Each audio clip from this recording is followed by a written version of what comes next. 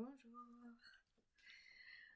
Voilà, ça fait quelques temps que quelques amis me disent: «Ah mais Elé, pourquoi tu fais pas un podcast? Ça pourrait être intéressant avec tout ce que tu as traversé, tout ce que tu as vécu». Et c'est vrai que je me suis dit: «Bah oui, pourquoi pas?» Je me suis dit: «Mais en fait, j'ai pas de matériel, j'ai rien, j'ai pas de micro». Et puis j'ai pensé à Orelsan qui, quand il a voulu faire de la musique, bah, il a pris une caméra avec ses potes et puis voilà, il est allé faire un clip et il a fait de la musique. Donc en fait, parfois quand on veut faire quelque chose, faut pas attendre d'avoir tout le matériel pour le faire, on peut juste se lancer et le faire. Donc voilà. Ici, je réfléchissais à une conversation que j'ai eue avec une amie. Elle est, vraiment très mince et pourtant elle se sent terriblement mal dans sa peau et son objectif, c'est d'être toujours plus mince. Alors c'est un problème qui s'est beaucoup posé, quand j'ai grandi en tout cas, je sais pas si ça vient genre de notre conception de la société, genre il faut toujours être, il fallait en tout cas toujours être la plus mince possible et cetera. Et j'ai essayé de réfléchir à cette problématique. Je sais que moi-même dans ma vie, bah, quand j'étais enfant, j'ai eu des problèmes un peu d'obésité, j'ai été très grosse, puis après j'étais plus mince, mais je me sentais toujours trop grosse, j'étais jamais assez mince. À un moment donné, j'étais même limite squelettique et je me sentais toujours trop grosse. Donc là, il y a bien quelque chose aussi à se dire que c'est comment on se sent soi-même. Donc c'est pas nécessairement la balance qui va dire si on a un poids. Enfin, le poids sur la balance va pas nécessairement nous satisfaire. Après, parfois, il peut être intéressant de réaliser, ah ben non, en fait, c'est pas si lourd que ça. Ça peut être une donnée intéressante. Personnellement, j'ai pas de balance, je me pèse plus. Parfois, si je vais chez un ou une amie qui en a une, par curiosité, je regarde. Mais je commence à connaître mon corps, je sais, parfois je suis un peu plus gonflée, parfois un peu moins. Enfin bon, bref, je mets ça de côté. Et je me dis, au fond, ça a aussi été, moi, donc longtemps un problème dans ma vie. Je voulais toujours être plus mince, mais pourquoi? Pourquoi? Genre, bah, cette idée de peut-être j'allais être plus aimée ou plus appréciée, puis j'ai réalisé que c'était pas nécessairement le cas. Souvent, j'avais plus de succès auprès des hommes quand j'étais plus ronde que quand j'étais plus squelettique. Et puis après, je me suis dit, en fait, c'est vrai, quand on a été très mince et puis qu'on prend du poids, on peut se sentir mal dans sa peau. Parce que c'est vrai il y a du poids à porter en plus. Donc c'est parfois difficile aussi quand on est habitué à certaines choses. Là, ce qui m'a vachement aidé, c'était de prendre 12 kilos. Parce qu'alors là, je me sentais terriblement mal. Quand j'en ai perdu 6, je me sentais très très très bien, alors que j'avais quand même 6 kilos de plus que ce que j'avais normalement. Sauf que entre 12 kilos de plus ou 6 kilos de plus, il y a 6 kilos, c'était vraiment rien. Enfin, en tout cas, je me sentais vraiment bien. Et là, je me suis dit, là aussi, dans la conception, quoi, je me sens bien. Et en fait, qu'est-ce que je cherche avec cette obsession de la minceur? Personnellement, moi, ce que je cherchais, c'était à me sentir légère et en joie, pouvoir bouger mon corps facilement, me sentir jolie, me sentir légère. Et donc, au lieu de réfléchir et de vouloir toujours, je veux peser 58 kilos, je veux peser 58 kilos, je veux peser 58 kilos, puis soit dit en passant, quand j'en pesais 58, je voulais en peser 56. Quand j'en pesais 56, je voulais en peser 55. Quand j'en pesais 54, j'en ai pesé 53, enfin, puis 54, puis j'en ai pesé 53 et j'y croyais pas. Je me disais, mais non, c'est pas possible. Et puis voilà, et à l'heure actuelle, bon, je sais que c'est souvent tabou pour une femme, mais je pèse entre 59 et 64 kilos. Mon poids varie, comment je me sens dans ma vie, je sais pas. Parfois je gonfle, parfois je dégonfle, parfois j'ai beaucoup plus d'appétit, parfois j'en ai moins. Donc voilà, c'est tout. Et alors au lieu de tout le temps me sentir terriblement mal dans ma peau, comme moi j'ai fait par rapport à ça aussi, c'est juste bah m'acheter un pantalon à ma taille. Trouver des habits dans lesquels je me sens jolie, c'est hyper important. Et c'est vrai que c'est très difficile quand on a pris du poids parce qu'on n'a pas envie d'aller faire du shopping, on se sent pas bien dans sa peau, on a souvent envie de porter des trucs plus légers, mais en fait c'est tellement important et ça fait tellement du bien de trouver un habit qui nous va, qui nous sied, dans lequel on se sent bien. Et au lieu de programmer toujours je veux peser tel poids, je veux être mince, nanani, je me suis dit mais en fait moi ce que je veux c'est être légère, je veux être légère. Je- Et au lieu de me dire je veux être légère, j'ai commencé à penser je suis légère. Et puis pour ne pas nier le fait que je me sentais lourde, j'ai commencé à faire une technique qui s'appelle Emotional Freedom Technique. Et donc c'est une technique qui consiste à taper sur des points précis du corps qui vont permettre au corps d'enregistrer l'information qu'on lui donne. Alors aussi, la parole est hyper puissante, donc les mots qu'on a vis-à-vis de soi, qu'on sort à voix haute, sont hyper importants. Et donc, dès que je me baladais, ça a mis du temps, hein, mais dès que je me baladais, je faisais cette technique d'Emotional Freedom Technique, EFT, en me répétant, sans nier le fait que je ne me sentais pas bien. Donc, même si je me sens lourde, même si je me sens super mal dans ma peau, même si j'ai grossi, enfin, je mettais le truc qui me convenait pas, même si. Et après, j'ajoutais, je me sens de plus en plus légère et en amour avec la vie, ou je me sens de plus en plus légère et bien dans ma peau. Et donc voilà, ici, par exemple, le FT que vous pourriez faire, donc c'est la chose négative en tapant ici, genre même si je me sens super lourde, même si j'ai grossi, même si je me sens mal dans ma peau, je me sens de mieux en mieux, ou je me sens de plus en plus légère, je me sens de plus en plus en amour avec mon corps, je me sens de plus en plus à l'aise dans mon corps. Donc à vous de choisir la phrase qui résonne le mieux avec vous. Moi, je vais le faire avec celle qui a résonné avec moi, c'était je me sens de plus en plus légère et en amour avec la vie. Donc je me sens de plus en plus légère et en amour avec la vie, ou de plus en plus légère et bien dans ma peau. Je me sens de plus en plus légère et bien dans ma peau. Donc on tapote ici en répétant au moins 3 fois. Et puis après, je me sens de plus en plus légère et bien dans ma peau. Je me sens de plus en plus légère. Je me sens de plus en plus légère. Je me sens de plus en plus légère. Je me sens de mieux en mieux dans ma peau. Je me sens de plus en plus légère. Je me sens de plus en plus légère. De plus en plus légère. De mieux en mieux dans ma peau. Je me sens de plus en plus légère et de mieux en mieux dans ma peau. Je me sens de plus en plus légère et de mieux en mieux dans ma peau.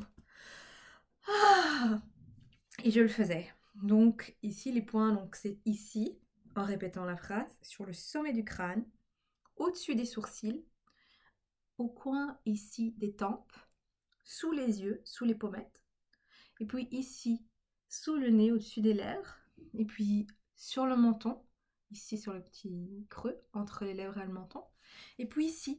Ça, c'est des points très importants qui stockent des énergies dans mes cours de yoga. Je demande souvent qu'on se masse en disant c'est pas étonnant, parfois les émotions elles restent stockées ici. Donc, tapoter ici en répétant la phrase positive.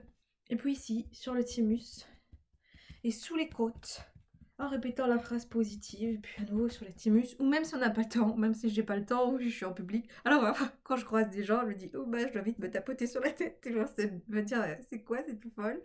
Donc j'essaye alors juste de tapoter ici. Donc même si je me sens lourde et mal dans ma peau, je me sens de plus en plus légère, je suis de mieux en mieux.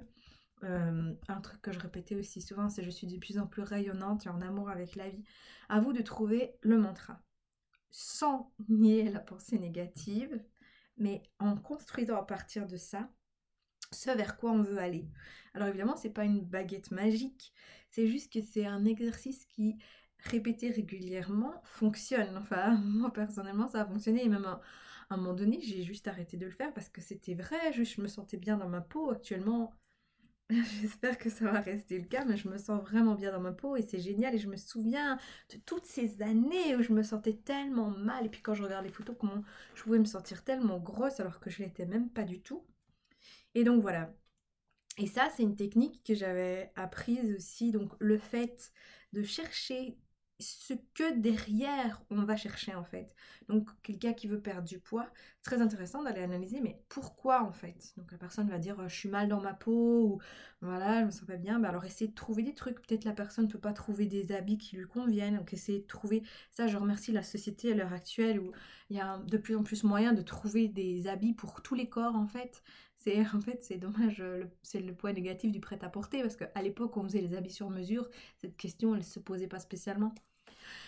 Et puis donc aller voir la réelle motivation derrière tout ça. Moi c'était vraiment me sentir bien dans ma peau, me sentir légère, me sentir, enfin personnellement moi je me sentais enfermée, je me sentais gonflée. Puis quand je pratiquais le yoga, je sentais mon ventre qui m'encombrait. Quand je voulais courir, je me sentais poussée en arrière.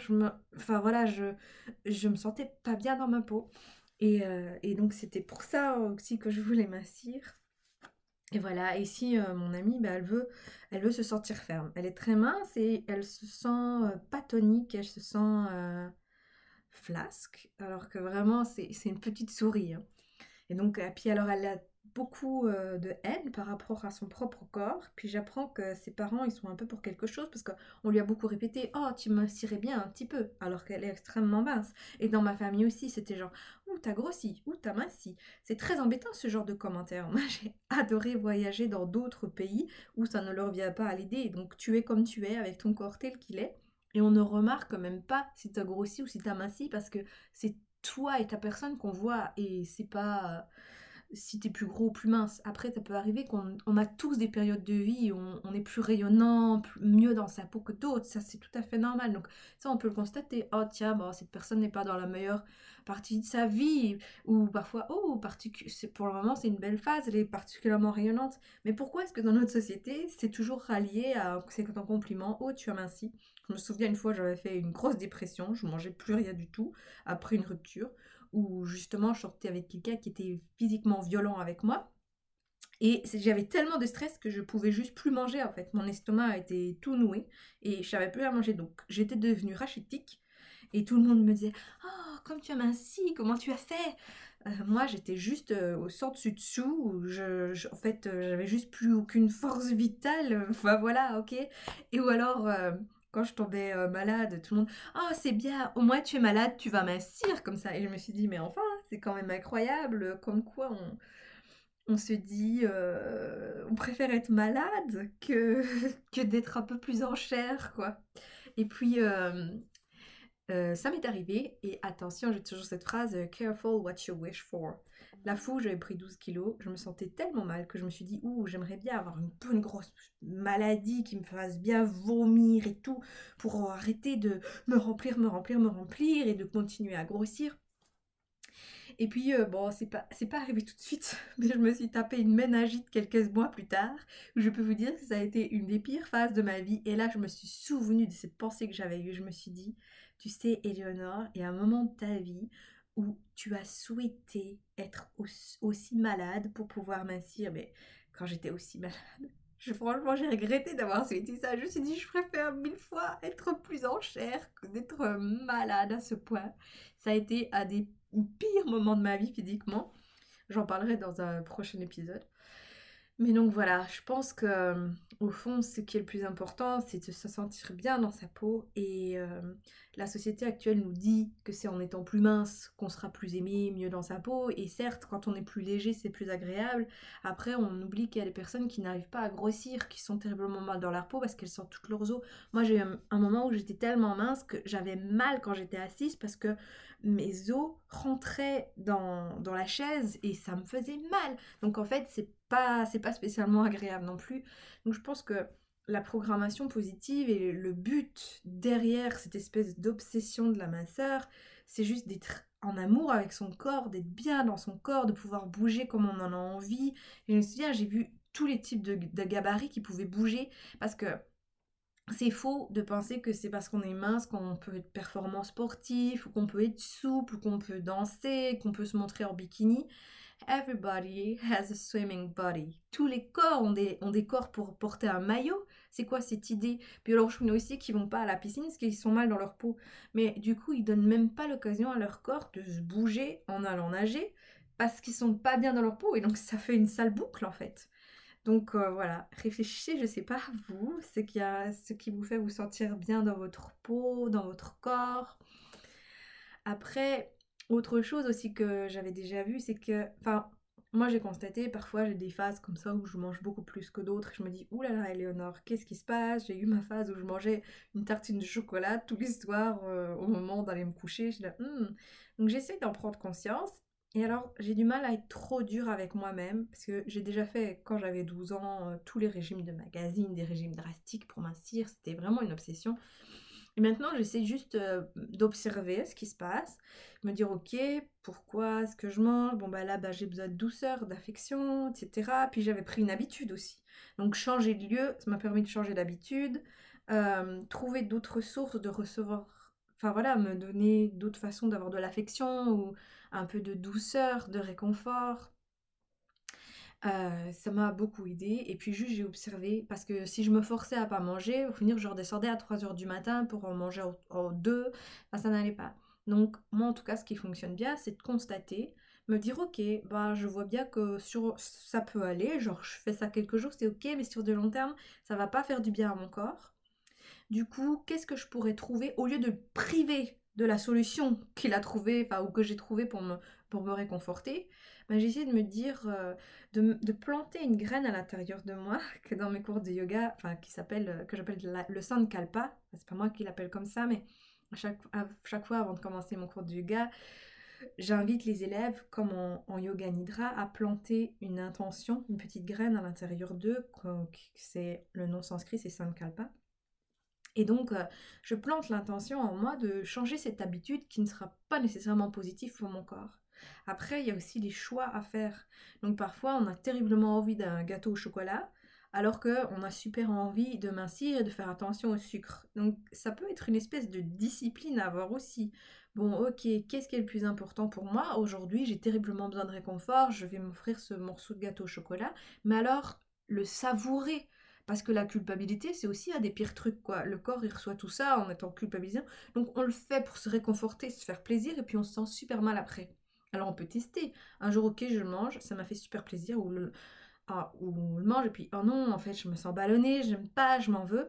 Et bien alors, le lendemain, on peut choisir de ne pas refaire ce choix-là, d'essayer autre chose. Je pense qu'il y a aussi beaucoup qui vient dans les habitudes. Donc, qu'est-ce qu'on on s'habitue à faire? Pourquoi on s'est habitué à mettre ça en place? Et donc essayer de voir, et puis qu'est-ce qu'on voudrait mettre à la place, parce que l'être humain déteste le vide. Donc voilà, au lieu de manger ce gâteau au chocolat, ben, je peux me faire une séance de méditation, appeler une amie. Je pense que regarder une série, c'est pas une très bonne idée parce qu'on peut manger en regardant sa série. Aller faire une balade.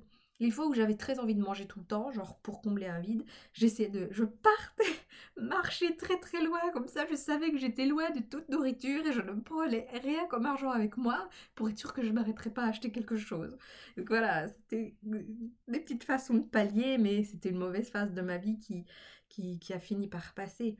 Mais bon, voilà. Donc, c'est mes petits trucs à moi. Quelles sont vos intentions derrière le fait de vous vouloir euh, perdre du poids? Après, ici, bon, moi, j'ai épilogué sur le fait de perdre du poids, mais ça peut être sur plein de choses.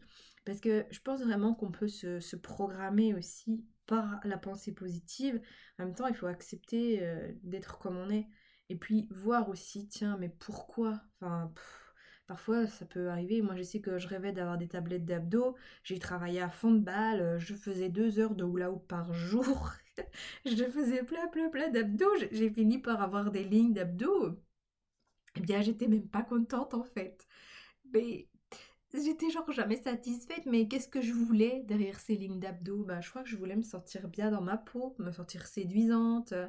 Et ça, il n'y a pas besoin d'avoir des abdos pour ça. Je veux dire, après, bon, bah, enfin, j'ai beaucoup aimé faire du hula hoop, donc ça, c'est chouette. Mais après, de façon trop intense, maintenant, je peux plus faire trop d'abdos parce que j'ai eu trop de... c'est des tendinites aux hanches. Je sais plus comment s'appelle ce muscle.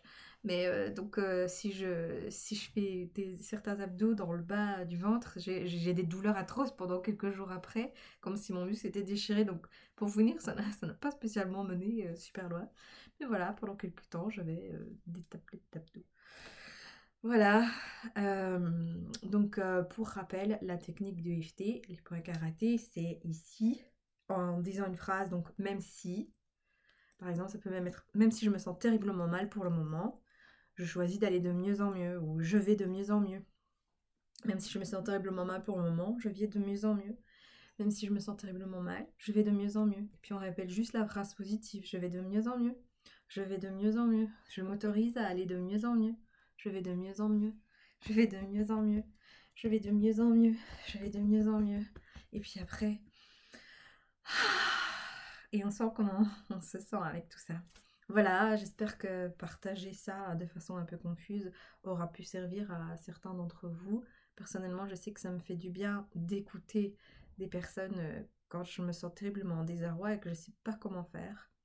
Savoir comment d'autres êtres humains s'en sont sortis, c'est toujours cool. Et après, bah, j'avoue que je me remercie d'avoir cette espèce de curiosité et puis d'appliquer parce que le fait est que C'est pas en le faisant une fois que ça va fonctionner et Dieu sait qu'il y a encore des fois où je me sens terriblement mal et alors c'est ma maman qui me dit: «Mais Éléonore, est-ce que tu as fait une séance de EFT?» Et non, parfois je suis super mal et est-ce que j'ai fait ma séance de EFT? Non.